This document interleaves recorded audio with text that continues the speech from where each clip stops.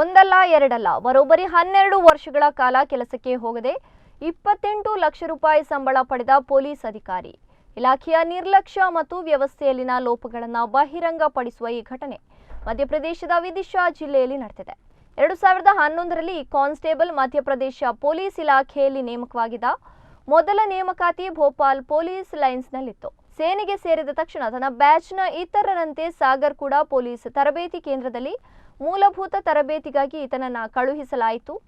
ಆದರೆ ಅಲ್ಲಿ ವರದಿ ಮಾಡುವ ಬದಲು ಯಾರಿಗೂ ತಿಳಿಸದೆ ವಿದಿಶಾದಲ್ಲಿರುವ ತನ್ನ ಮನೆಗೆ ಹಿಂತಿರುಗಿದನೆಂದು ಸಹಾಯಕ ಪೊಲೀಸ್ ಆಯುಕ್ತರಾದ ಅಂಕಿತಾ ಕಾಟ್ಕರ್ ಹೇಳಿದರು.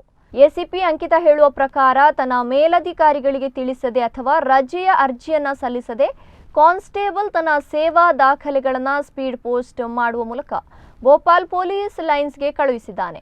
ಆದರೆ ಇದ್ಯಾವುದನ್ನೂ ಕೂಡ ಪರಿಶೀಲನೆ ನಡೆಸದೆ ದಾಖಲೆಗಳನ್ನು ಸ್ವೀಕರಿಸಿ ಅನುಮೋದಿಸಲಾಗಿದೆ. ತರಬೇತಿ ಕೇಂದ್ರದಲ್ಲಿ ಯಾರೂ ಅವನ ಗೈರು ಹಾಜರಾತಿಯನ್ನು ಗಮನಿಸಿರಲಿಲ್ಲ. ಭೋಪಾಲ್ ಪೊಲೀಸ್ ಲೈನ್ಸ್ನಲ್ಲಿ ಯಾರೂ ಕೂಡ ಅದನ್ನು ಪ್ರಶ್ನಿಸಲಿಲ್ಲ ಎಂಬುದು ಆಶ್ಚರ್ಯ ಆಗಿದೆ. ದಿನಗಳು ಉರುಳಿದವು, ತಿಂಗಳು ವರ್ಷಗಳು ಕಳೆದರೂ ಕೂಡ ಕಾನ್ಸ್ಟೇಬಲ್ ಎಂದಿಗೂ ಕೂಡ ಕೆಲಸಕ್ಕೆ ಹಾಜರಾಗಿರಲಿಲ್ಲ. ಆದರೂ ಕೂಡ ಅವನ ಹೆಸರು, ಸೇವಾ ದಾಖಲೆಗಳನ್ನು ಸಕ್ರಿಯವಾಗಿ ಉಳಿದು ಪ್ರತಿ ತಿಂಗಳು ಸಂಬಳವನ್ನು ಪಡಿತಾ ಇದ್ದ.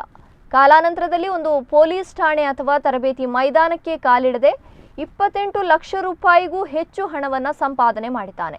ಇನ್ನು ಈ ಪ್ರಕರಣ ಬೆಳಕಿಗೆ ಬಂದದ್ದು ಹೇಗೆ ಅಂತ ನೋಡೋದಾದ್ರೆ 2011ರ ಬ್ಯಾಚ್ನ ಸಂಬಳ ದರ್ಜೆ ಮೌಲ್ಯಮಾಪನ ಆರಂಭವಾದ 2023ರಲ್ಲಿ ಮಾತ್ರ ಈ ಅಕ್ರಮ ಬೆಳಕಿಗೆ ಬಂದಿದೆ.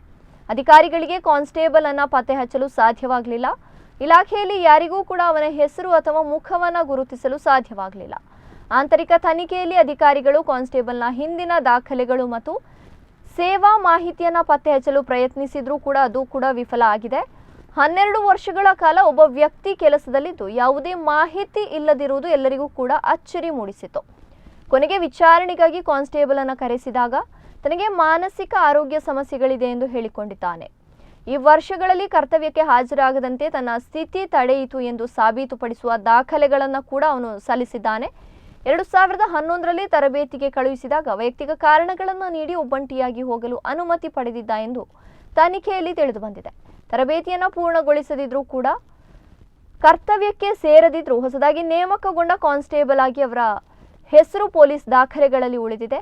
ಈ ಸಮಯದಲ್ಲಿ ಪೊಲೀಸ್ ನಿಯಮಗಳ ಬಗ್ಗೆ ತನಗೆ ತಿಳಿದಿರಲಿಲ್ಲ ಮತ್ತು ಸಂವಹನದ ಕೊರತೆ ಮತ್ತು ಆರೋಗ್ಯ ಸಮಸ್ಯೆಯಿಂದಾಗಿ ನಿಯಮಗಳನ್ನು ಪಾಲಿಸಲಿಕ್ಕೆ ಸಾಧ್ಯ ಆಗಲಿಲ್ಲ ಎಂದು ಕಾನ್ಸ್ಟೇಬಲ್ ಹೇಳ್ತಾ ಇದ್ದಾನೆ. ಇಲ್ಲಿಯವರೆಗೆ 1.5 ಲಕ್ಷ ರೂಪಾಯಿಗಳನ್ನು ಇಲಾಖೆಗೆ ಹಿಂತಿರುಗಿಸಿದ್ದಾನೆ. ಉಳಿದ ಮೊತ್ತವನ್ನು ಭವಿಷ್ಯದ ಸಂಬಳದಿಂದ ಕಡಿತಗೊಳಿಸಿ ಪಾವತಿಸಲು ಒಪ್ಪಿಕೊಂಡಿದ್ದಾನೆ. ಪ್ರಸ್ತುತ ಈತನನ್ನು ಭೋಪಾಲ್ ಪೊಲೀಸ್ ಲೈನ್ಸ್ನಲ್ಲಿ ನೇಮಿಸಲಾಗಿದ್ದು ನಿಗಾದಲ್ಲಿದ್ದಾನೆ ಎಂದು ಎಸಿಪಿ ಹೇಳಿದರು. ತನಿಖೆ ಇನ್ನೂ ಕೂಡ ನಡೀತಾ ಇದ್ದು ಹೆಚ್ಚಿನ ಹೇಳಿಕೆಗಳನ್ನು ದಾಖಲಿಸಲಾಗುವುದು ಎಂದು ಅಧಿಕಾರಿಗಳು ಮಾಹಿತಿಯನ್ನು ನೀಡಿದ್ದಾರೆ. ಹಿರಿಯ ಪೊಲೀಸ್ ಅಧಿಕಾರಿಗಳ ನಿರ್ದೇಶನದ ಮೇರೆಗೆ ಈ ವಿಷಯದಲ್ಲಿ ನಿರ್ಲಕ್ಷ್ಯ ವಹಿಸಿದ ಅಧಿಕಾರಿಗಳ ವಿರುದ್ಧವೂ ಕೂಡ ಕ್ರಮ ವಹಿಸಲಾಗುವುದು ಎಂದು ಅಧಿಕಾರಿಗಳು ಮಾಹಿತಿಯನ್ನು ನೀಡಿದರು.